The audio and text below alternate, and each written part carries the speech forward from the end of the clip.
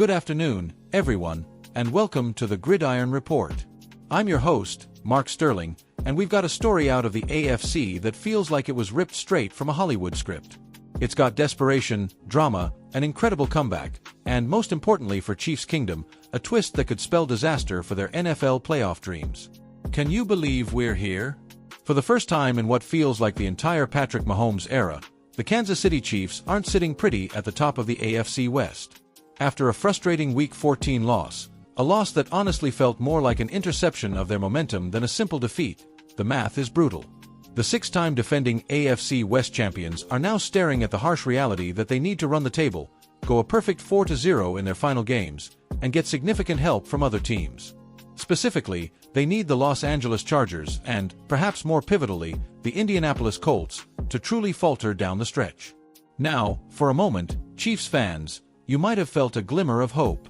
News broke that the Colts were ravaged by injuries at the most critical position on the field.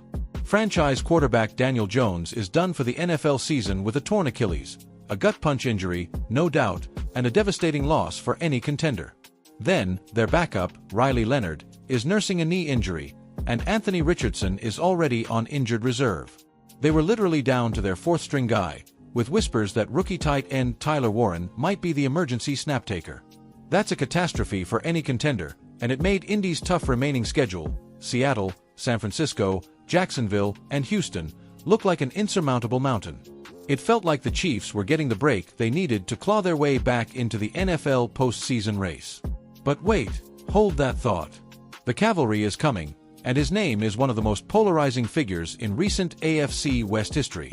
Before we reveal the stunning return of this old AFC West foe, make sure you subscribe to the Gridiron Report channel so you don't miss any of our breaking football news and expert analysis, and please like and comment below on whether you think the Chiefs will make the playoffs this year. Your support keeps us on the air. In an act of pure, unadulterated football desperation, or perhaps brilliance, the Indianapolis Colts have executed the ultimate Hail Mary. They have signed 44-year-old, 8-time Pro Bowler, and former Chargers quarterback Philip Rivers to their practice squad, and we understand he's already been elevated to the active roster and is likely to see significant playing time in the coming weeks. Rivers. The Philip Rivers. The guy Chiefs Kingdom spent 16 years rooting against, the one whose signature fiery intensity and sidearm delivery defined the AFC West rivalry for over a decade. He's back. He hasn't taken an NFL snap since the 2020 season, which, ironically, was with the Colts for his farewell tour, his lone season outside of the AFC West. But now, this old foe, who once quarterbacked the team that relocated from San Diego to Los Angeles, could be the one who literally shuts the door on the Chiefs' playoff season. It's the kind of poetic justice a rival franchise would dream of, and it's a nightmare scenario for Andy Reid and his squad. The sheer drama of an old AFC West foe coming out of retirement for one last ride, specifically to play for the team the Chiefs need to lose, is just unbelievable. This whole saga feels like a climactic plot device in a sports movie. Let's dive into the history here, because this isn't just some random veteran coming out of retirement. This is a man who knows the Chiefs perhaps better than anyone not wearing the Arrowhead Stadium logo. During his long and successful tenure with the Los Angeles Chargers, and San Diego before them, Rivers played Kansas City a staggering 29 times. Think about that, 29 epic battles, often under the lights of Arrowhead, one of the loudest venues in the world, where the passionate Chiefs Kingdom fans make life a living hell for opposing quarterbacks. His record against the Chiefs stands at 14 wins and 15 losses, a near-perfect split, which tells you everything you need to know about how competitive those AFC West clashes truly were. He racked up 7,504 yards, 41 touchdowns, and 39 interceptions against the red and gold. He's got the scars, the experience, and let's face it, probably a little bit of deep-seated vendetta against the team that dominated the division late in his career. The statistical performance against one team over that many games is a career in itself, demonstrating the consistent challenge he posed to the Chiefs' defensive line and secondary for so many seasons. But the real advantage here isn't just muscle memory or a fierce competitive spirit. The Colts' current head coach, Shane Steichen, was Rivers' quarterback coach during their time in Los Angeles. Steichen runs an offense Rivers already knows implicitly. We've heard fantastic, almost unbelievable anecdotes, like the one from future Hall of Famer J.J. Watt, who mentioned that Rivers was running the exact same Colts offensive system for his son Gooner's high school team. He's been discussing film and plays with Steichen weekly. This isn't a rusty veteran learning a new language. This is a brilliant mind stepping back into a comfortable suit, giving him a massive advantage in getting up to speed quickly.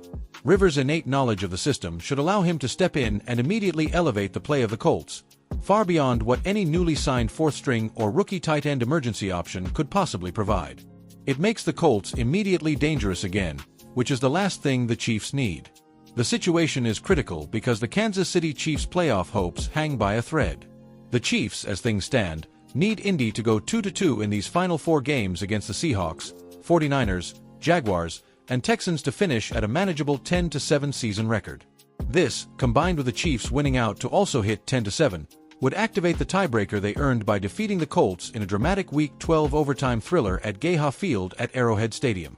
That game, where Patrick Mahomes scrambled on 3rd down to set up the game-winning field goal, now looks like the most critical moment of their season. However, if Rivers, the 44-year-old high school coach, can rally that team to a 3-1 finish, imagine him beating the Seahawks, the 49ers, and maybe stealing one from the Jaguars or Texans. The Chiefs are almost certainly kissing the playoffs goodbye, unless, miraculously, the Chargers lose out entirely. Rivers would have engineered a postseason berth for the Colts and, in doing so, essentially exacted the ultimate revenge on his oldest rivals. What a headline that would be! Philip Rivers, the chief playoff executioner. This development highlights the historical pressure that always surrounds this franchise. While the Chiefs of the last decade, under the genius of Coach Reid and the generational talent of Mahomes and tight end Travis Kelce, have been a perennial Super Bowl contender, cementing a new golden era after a long history of near misses and heartbreak, the roots of the Chiefs run deep into Missouri soil. They were founded by Lamar Hunt, the man who coined the term Super Bowl itself, and their identity is built on a proud blue-collar tradition symbolized by the legendary Len Dawson and the dominant defensive force of Derek Thomas. They've always measured themselves against the AFC West, a rivalry cauldron that has tested their mettle year after year against the Raiders, the Broncos, and of course, Rivers' Chargers. The stakes now feel existential because it's not just about a wild card spot. It's about maintaining the legacy of greatness that Mahomes and Kelce have built. A year without a playoff appearance, after so many consecutive deep runs, changes the conversation entirely.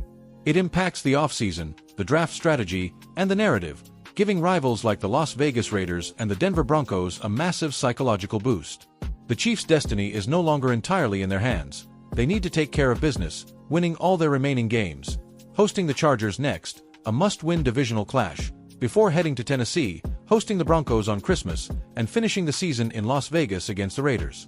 They need Mahomes' magic, they need the defensive unit led by Chris Jones to be lights out, and they need Rivers to struggle. But with Rivers' competitive nature and incredible football intelligence, that might be a difficult wish to grant. The return of Philip Rivers adds an unparalleled layer of intrigue to the final 4 weeks of the NFL season. He's either the improbable hero that saves the Colts season or a reminder that even the most competitive fire eventually fades. But given his history with Steichen and his undeniable football IQ, I'd be betting on a few clutch, game-changing moments. He's the ultimate wild card. For Chiefs Kingdom, every single snap of those Colts games is now a must-watch, high-stakes event.